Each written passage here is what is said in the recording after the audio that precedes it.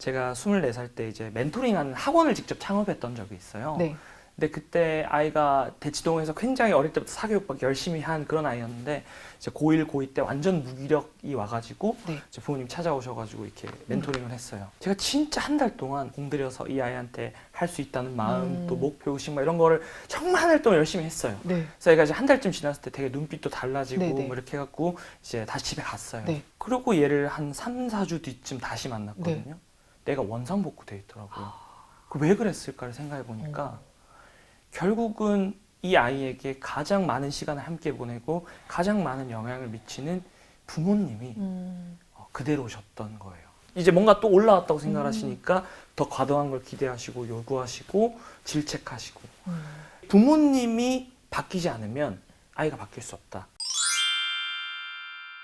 안녕하세요. 육아연구소 이지민 아나운서입니다. 오늘은 유튜브에서 조 작가의 스몰빅 클래스 운영하고 계신 조승우 작가님을 모시고 자기주도 학습에 대해서 이야기를 나눠보려고 합니다.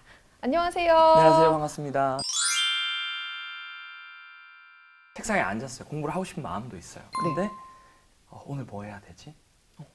앞에 수학책이 보여요. 네. 그럼 처음에 수학책 막 공부해요. 네. 처음에 쉬운 문제 풀다 보면 네. 막 B스텝 넘어가요. 근데 점점 어려워져요. 어려워져. 그럼 약간 오늘 수학 비리 아닌데? 그러다가 이제 영어책이 보여요. 네. 그럼 이제 막 영어 문제 오. 풀어요. 네. 처음엔 막 되게 단어 쉬워요. 네. 근데 점점 어려운 단어가 나오면 아 오늘 영어 필이 아닌데? 네. 그렇게 국어, 사회, 과학을 네. 다 반복을 해요. 그러다 결국은 아 오늘 공부 필이 아닌데? 이렇게 네. 돼요. 그러니까 그게 문제가 뭐냐면 보통 부모님들은 그럴 때 이걸 집중력이나 의지의 문제라고 생각하시지만 정확히는 이 지금 무엇을 해야 하는지를 사실 오늘 이 시점에 정하려고 하니까 이게 지속 가능하지 않은 어떤 공부가 되는 거거든요. 네. 그러려면 결국 두 가지를 기억하셔야 되는데 첫 번째는 거꾸로 생각하기, 두 번째는 나누어 생각하기. 네. 즉 내가 최종적으로 이루고자 하는 결과, 그것이 뭐 1년짜리든 3년짜리든 혹은 네. 뭐 한 달짜리든 한 주짜리든 어떤 내가 이 목표를 이뤄냈어라는 구체적인 결과가 필요해요. 그걸 네. 우리가 목표라고 부를 수 있겠죠. 네. 그리고 두 번째 나누어 생각이라는 거는 결국은 이 목표를 이루기 위해서 필요한 것들을 잘 쪼갤 수 있는 역량이에요. 왜 그런 비유 있잖아요. 코끼리를 냉장고에 넣으려면 네네. 결국은 잘 쪼개야 되거든요. 다른 밈이 많이 유행했는데 네네. 원래는 그걸 잘 오. 쪼개야 된다가 정답이에요. 아 진짜? 네. 근데 제가 이 비유를 굳이 왜 드냐면 네. 아이들이 점점 시간이 지날수록 그 상황에 똑같은 상황을 맞닥뜨려요. 나는 이걸 소화할 수 있는 용량이 부족한 냉장고인데 코끼리는 자꾸 커져요. 네. 해야 될 건 너무 많고 그렇죠. 양도 많고 난이도도 올라가요. 근데 이게 거대한 산처럼 계속 느껴지는 거죠. 네. 근데 그걸 결국 소화하는 아이들은 그걸 잘 쪼개는 아이들이라는 거고 그런 측면에서 이 두 가지가 잘 된 딱 대표적인 예시가 있는 게 그 만다라트라고 아마 한번 들어보셨을 거예요. 네네. 오타니 쇼헤이라는 야구 선수가 만들었다고 되게 유명해진 건데 저는 이 두 가지가 되면 뭐랑 같은 효과를 누릴 수 있다고 생각하냐면 내비게이션 어플 같은 거 써보시면 네. 출발지 찍고 목적지 찍으면 가야 될 길 다 알려주잖아요. 그렇죠. 네. 좋은 목표와 나누어 생각이 되면 마치 내비게이션이 나에게 생기는 것과 같습니다. 만다라트로 예를 들어볼게요. 네. 그 오타니 쇼헤이라는 친구가 그 복잡하게 쓴 내용에 그냥 이루고자 하는 구체적인 목표는 딱 한 가지예요. 야구 선수기 때문에 8개 팀에서 1순위로 스카웃 되는 것. 매우 구체적이죠. 네. 근데 이 목표를 이루기 위해서 필요한 작은 목표들을 옆에 8개로 나눴어요. 그리고 그 중에 하나가 예를 들면 160km의 강속구를 던지는 거예요. 그럼 그 목표를 이루기 위해 필요한 또 작은 것들을 네. 세부 목표를 또 나눴어요. 네. 그럼 또 그 중에 하나가 예를 들면 어깨 주위를 강화한다라는 작은 목표가 있어요. 그럼 그걸 또 쪼갤 수 있죠. 그럼 계속 그걸 쪼개가다 보면 뭐예요? 사실은 이미 내가 목적지를 찍은 순간 오늘 해야 할 일은 이미 정해져 있었던 거예요. 그러니까 계획이라는 건 새롭게 세우는 게 아니라 사실 발견하는 개념이라고 생각하는데 그런 측면에서 이 목표 중심적으로 최종적으로 이루고자 하는 결과라는 걸 정해놓고 거기서부터 거꾸로 출발해서 내가 뭘 해야 되는지를 쪼개오는 것. 압축적으로 말씀드렸지만 공부의 시스템을 만드는 가장 중요한 원리라고 말씀을 드리고 싶고 그런 것들을 적용해서 우리가 이제 플래너를 쓰고 구체적으로 내가 어떤 과목에 어떤 교재를 얼마만큼 할지 이게 이제 방금 말씀드린 것들을 적용하시면 좀 수월하게 하실 수 있는데 근데 그 과정에서 또 많은 학생들이 좀 놓치는 것들이 두 가지 정도 있어요. 이건 학부모님도 마찬가지인데 첫 번째는 많은 학생들이 플래너를 사실 씁니다. 우리 막 열심히 플래너는 썼지만 네. 항상 시험 기간에 막 네. 계획도 열심히 세우고 플래너 쓰면서 공부를 했는데 항상 네. 시험 전날 내가 하루만 더 있었으면 근데 우리는 그때마다 이거를 내 의지가 부족했어요. 내가 열심히 하지 못했어. 그런 걸로 귀인을 합니다. 네. 그러니까 원인을 거기에 두는 거죠. 근데 물론 그게 틀린 건 아니지만 근데 우리는 그 실수를 중학교 2학년 때도 했고 중3 때도 했고 네. 고1 때도 하고 심지어 네. 수능 시험장 가서도 네. 해요. 원인을 잘못 두었기 때문에 저는 결국 똑같은 실수를 반복했다고 생각하는데 네. 그 진짜 원인은 뭐였다고 저는 생각하냐면 결국은 내가 공부를 시작할 때는 내 눈엔 이게 2주짜리 공부였어요. 네. 막상 해보니까 이게 3주짜리라는 걸 알게 된 거예요. 아, 애들도 마찬가지인 게요. 네. 부모님 눈에는 지금 얘가 빨리 시작해야 지금 이제 네. 겨우 시간 안에 끝낼 네. 텐데 얘가 1시간이 지나도 30분이 네. 지나도 민기적 딴짓을 네. 하고 있어요. 네. 그러다 보면 이제 부모님도 화를 내고 서로 막 근데 결국은 이 아이도 이제 30분 남았을 때 막 불이 나게 했는데 이도저도 아닌 경우 그러면 이제 부모님들 우리 애가 집중력이 부족해요. 의지가 부족해요였지만 그 차이가 뭐였냐면 부모님 눈엔 이게 2시간짜리라는 게 보였던 거예요. 아, 근데 아이의 눈에는 그게 30분짜리였던 거예요. 계량의 문제네요. 그렇죠. 또 우리가 놓치고 있는 것이 해야 할 일은 많아요. 근데 우리가 계획을 세우는 본질적인 이유는 시간이라는 자원이 제한되어 있기 때문에 계획을 세우는 거거든요. 네. 근데 많은 학생들이 이 시간이라는 축을 놓쳐요. 얼마나 걸릴지를 예측하는 것을 잘 못하기도 하고요. 네. 나에게 시간이라는 자원 자체가 얼마 있는지 잘 몰라요. 네. 일주일 동안 순수하게 쓸 수 있는 시간이 얼마죠 오. 물어보면 답할 네. 수 있는 게 별로 없어요. 네. 그러니까 이 두 가지를 놓치기 때문에 항상 우리는 계획을 달성하는데 실패하죠. 그럼 결국 플래너의 핵심은 그 두 가지네요. 그렇죠. 구체적인 목표를 설정하고 해야 할 일을 쓰는 것도 중요하지만 또 하나는 이 일이 얼마나 걸릴지를 예측하고 나한테 얼마만큼 시간이 주어졌는지 사실 이게 메타인지예요. 비유를 이렇게 드는데 자기주도 학습의 끝판 예를 들면 어떤 선생님이 어느 날짜에 어떤 교재로 어떤 범위로 시험을 이렇게 볼 겁니다라고 얘기했을 때 세 가지가 되면 저는 그 사람은 소위 그 시험 공부의 달인이라고 생각하는데 첫 번째는 머릿속에 굳이 뭐 글로 안 쓰더라도 내가 언제부터 어떻게 어떤 방법으로 어떤 교재로 공부를 하면 될지가 시나리오처럼 쭉 그려지면 돼요.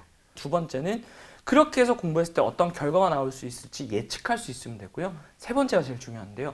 그렇게 해서 예측한 결과와 실제 결과가 일치하면 저는 시험 공부의 달인이라고 생각해요. 네. 그게 우리가 얘기하는 메타인지거든요. 그 안에는 이게 어떤 방법으로 했을지 어떤 결과가 나오는지 또 시간이 얼마나 걸릴지 그리고 내가 실제로 내 기억이나 어떤 내 공부하는 것에 구멍이 어디에 나 있고 어떤 것들이 정확한지 이 모든 일련의 과정을 내가 자유자재로 가용할 수 있다는 거잖아요.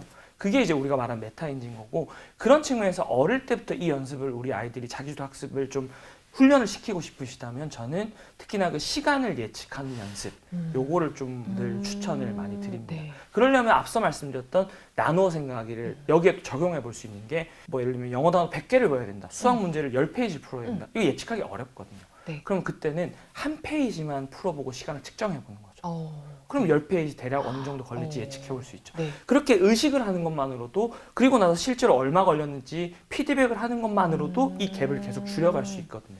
네. 이게 우리가 소위 말하는 메타인지를 개발하는 방법이죠. 네. 그 얼마나 걸릴지 이 시간을 좀 정확하게 예측하는 거가 너무 중요하고 그러려면 그걸 많이 해봐야 하는데 그러려면 시간이 많은 초등학생 때 이 연습을 정말 많이 해봐야 되겠네요. 네. 조금 전까지는 시간이라는 거에 대한 얘기였다면 또 네. 다른 거는 우선순위라는 걸 좀 이야기를 드리고 네. 싶은데 우리나라의 학생들도 마찬가지고요. 학부모님들도 마찬가지고 네. 뭔가 잘 안 되면 뭔가 문제가 생기면요. 자꾸 뭘 추가하는 것, 네. 더하는 거 네. 뭐 예를 들면 이 학원도 보내야 될 것 같고 이 문제집도 풀어야 될 것 같고 학생들이 문제집을 엄청 풀어요. 근데 그 제가 되게 좋아하는 말이 있어요. 네. 그 스티브 잡스의 원칙 중에 하나였는데 네. 완벽함이란 더 이상 추가할 게 없는 상태가 아니라 뺄 것이 없는 상태다. 음. 그런 의미에서 우선순위를 바라보면 뭐냐면 우선순위는 무엇부터 할 것인가가 아니라 사실은 시간이란 자원이 제한되어 있기 때문에 결국은 진짜 우선순위의 개념은 내가 해야 할 것 대비 시간이란 자원이 부족했을 때 무엇부터 하지 않을까를 정하는 게 우선순위거든요. 네. 실제로 자기주도 학습이 잘 됐고 공부 성과가 잘 났던 학생들은 선택과 집중을 잘했고요. 버리는 걸 잘했던 학생들이에요. 우리 집 청소 정리 잘하는 사람들의 네. 첫 번째 비결은 결국 잘 버리는 그쵸. 거잖아요. 네. 버리는 연습이 잘 된 학생들이 결국은 공부를 잘할 수 있다라고 말씀을 드리고 싶고 네. 특히 부모님들도 제가 항상 말씀드리는데 너무 많은 걸 추가하려고 하세요.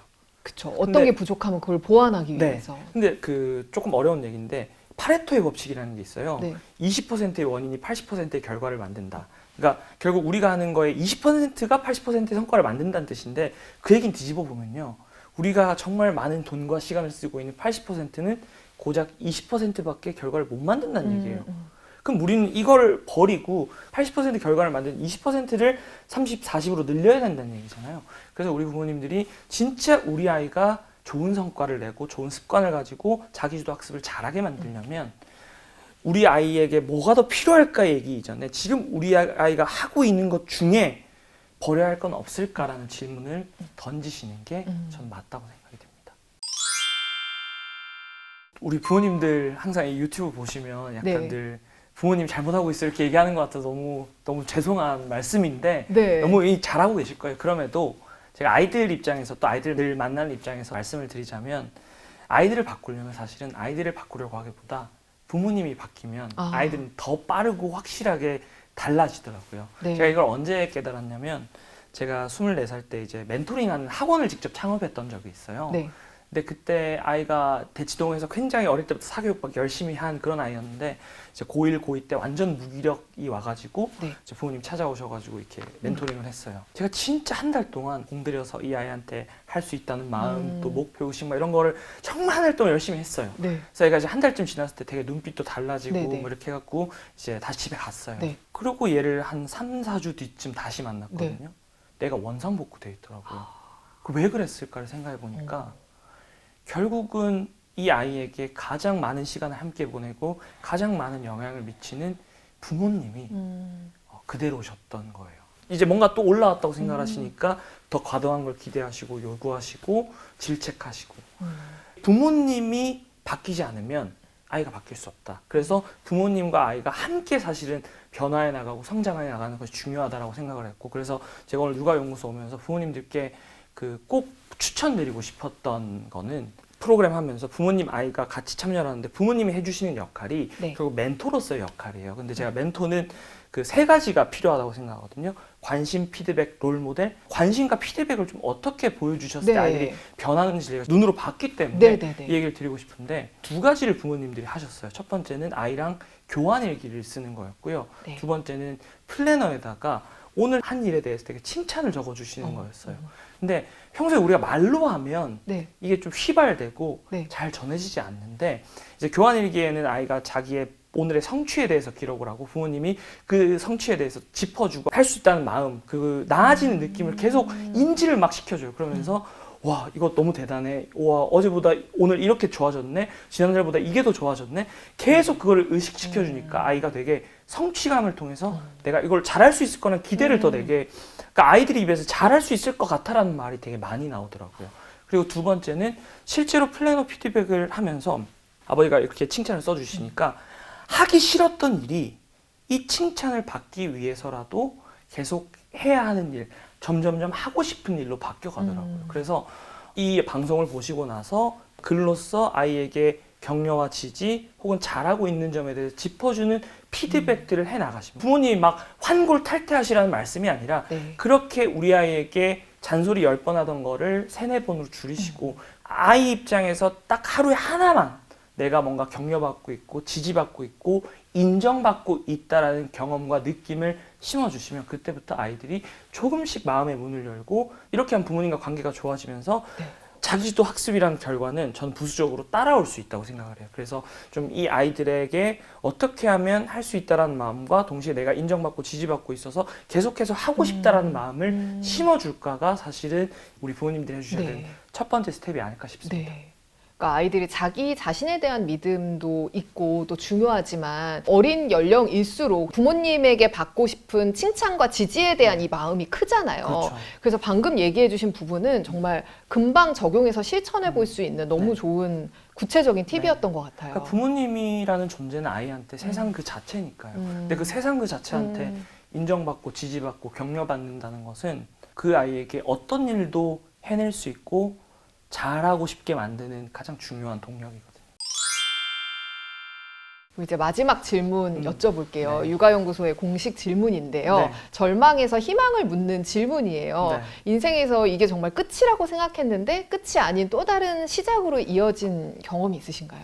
그런 경험들이 몇 가지가 떠오르는데 제가 그 23살, 24살에 멘토링하는 그 학원을 창업을 했어요. 이제 중고등 대상으로 일종의 학습 멘토링이죠. 공부법, 입시 이런 멘토링이었는데 제가 2년 하고 딱 정확히 1억을 날렸더라고요. 그래서 2년 동안 되게 힘들었어요. 그래서 그 일을 왜 했지? 되게 막 스스로 힘들 때도 많았고, 근데 그 일을 하고 나서 되게 힘든 시간을 겪다가 제가 어느 순간 깨달았어요. 국어, 영어, 수학, 입시를 가르치는 일은 내가 잘할 수 있는 일도 아니고 되게 내가 하고 싶은 일도 아니구나. 하지만 그 경험을 통해서 아이들이 저 하고 싶은 게 없어요. 또 잘할 수 있는 게 없어요. 그런 꿈이라는 문제, 자존감이라는 문제가 내가 되게 해결하고 싶은 문제고 내가 아이들의 입에서 저는 이런 사람이 되고 싶어요. 동시에 나는 이걸 잘할 수 있는 사람이라고 말을 듣는 문제를 해결하는 게 내 꿈이 될 수 있구나라는 거를 깨달았고 네.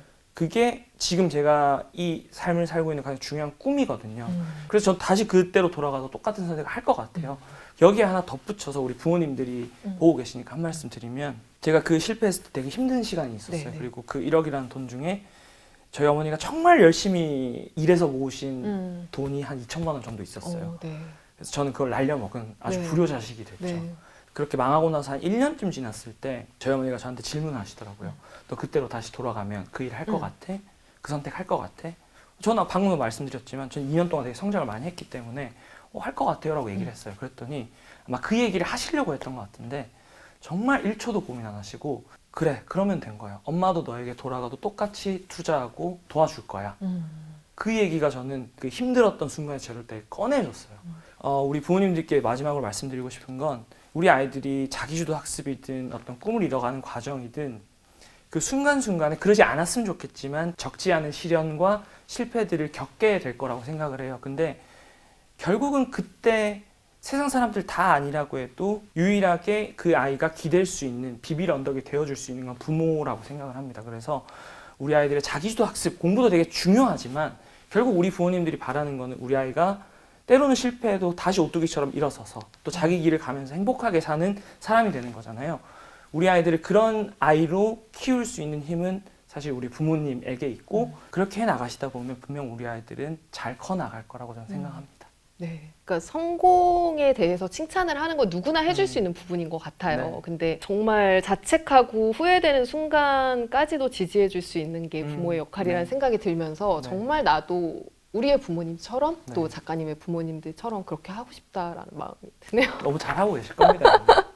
네. 보고 계신 분들도 정말 저랑 비슷한 그런 마음으로 나의 부모님 또 나의 아이들을 생각하면서 그렇게 깊은 울림이 있으셨을 거라고 생각이 듭니다. 네. 사실은 작가님 자기주도성 그리고 그 안에 한 줄기인 자기주도 학습이라는 게 굉장히 심오하고 어렵기도 하고 방대하기도 한데 네. 오늘 정말 다양하면서도 깊은 이야기 나눠주신 것 같고요. 특히나 그러면서도 그 속에서 어렸을 때 정말 겪으셨던 그런 일들 또 실제로 만나본 아이들의 이야기를 들려주셔서 네. 정말 재미있으면서도 유익하게 들었던 강의였던 것 다행입니다. 같습니다. 네. 앞서 오늘 아이들에게 칭찬하는 것, 아이들의 작은 성취도 말씀을 쭉 드렸는데 사실은 그게 아이들한테만 필요한 얘기는 아닐 것 같아요. 우리 부모님들 이미 아이들 태어난 순간부터 사실은 세상 되게 바꾸기 어렵다고 말들 많이 하는데 네.